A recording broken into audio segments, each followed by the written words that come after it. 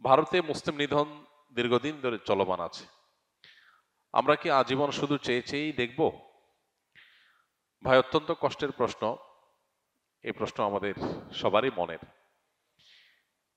পৃথিবীর ইতিহাসে সবচেয়ে জঘন্যতম সংখ্যালঘু নির্যাতন সবচেয়ে খুল্লম খোলা ভাবে যে জায়গায় হয় তার নাম ভারত। এত খুল্লম খোলা, এত জঘন্য ভাবে সংখ্যালঘুদের উপর নির্যাতন পৃথিবীর অন্য কোনো জায়গায় হয় না। অভিশপ্ত ইসরায়েলিরা যে ফিলিস্তিনে যেটা করছে সেটাকে তো সংখ্যালঘু নির্যাতন বলা চলে না, সেটা তো আগ্রাসন, দখলদারিত্ব। কিন্তু একটা দেশে বিভিন্ন ধর্মের মানুষ বসবাস করে, সেখানে সংখ্যায় কেউ কম হলে তাদের প্রতি নির্যাতন, নিপীড়নের যে নজির ভারত রেখেছে, এটা পৃথিবীর কোনো দেশ এত জঘন্যভাবে আর রাখে নাই। তো এই জন্য প্রথম কথা হলো, ভারতের মাজলুম অসহায় মুসলমান, নির্যাতিত মুসলমানদের পাশে আমাদের সামর্থ্য অনুযায়ী দাঁড়ানোটা ফরজ। যতটুকু সামর্থ্য আছে ততটুকু, কিন্তু দাঁড়াতে হবে আমাকে। যতটুকু যেভাবে সম্ভব ততটুকু সেভাবে আমাদেরকে দাঁড়ানোর চেষ্টা করতে হবে। আমরা যদি মনে করি আমরা তো ভালো আছি, তো এটা হবে আমাদের সবচেয়ে বড় ভুল। কারণ কখনো কোনো মাজলুম মানুষের কষ্ট দেখে আমি তো ভালো আছি এই চিন্তা যারা করে, একসময় তারাও সেই কষ্টে পতিত হয়।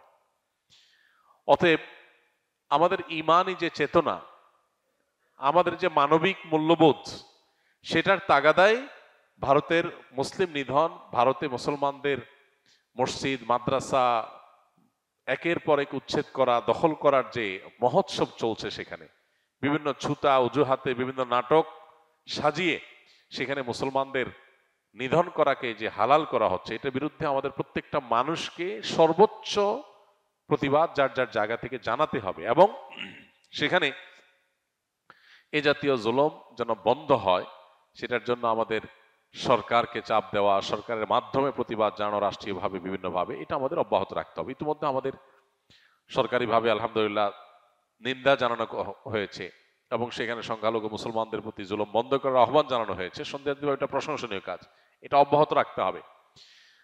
আমাদের সবচেয়ে লজ্জা হয় যখন আমরা দেখি যে ভারতীয়রা বা ভারত আমাদেরকে বলে যে দেশে সংখ্যালঘু হিন্দুদের প্রতি জুলুম বন্ধ করতে। এটা যখন তারা বলে, এটা হয় আমাদের সবচেয়ে বড় লজ্জার কারণ, সবচেয়ে অবাক করা বিষয়। কারণ ব্যাপারটা এরকম যে চালনি সুইকে বলে যে তোমার পেছনে ছিদ্র আছে।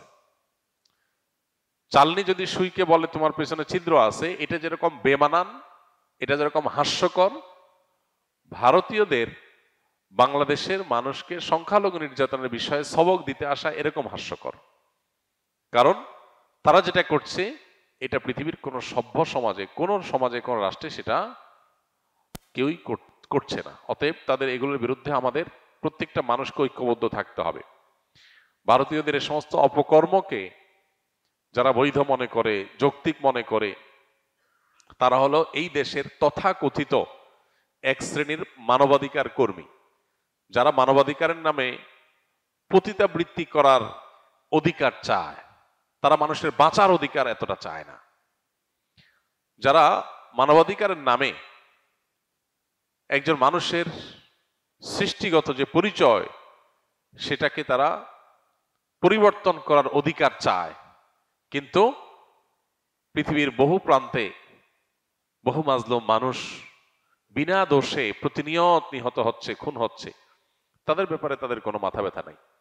এই মানুষগুলাই এই ভারতে যে মুসলিম নিধন চলছে সে ব্যাপারে দেখবেন মুখে কুলুপ দিয়ে বসে আছে। অন্যান্য বিষয়ে তারা দেখবেন খুব সরব।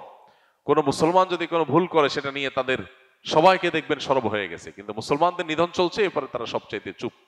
আল্লাহ তাআলা আমাদেরকে কপটদের চেনার তৌফিক দান করুন এবং আমাদের কর্তব্যটুকু আমাদেরকে পালন করার তৌফিক দান করুন।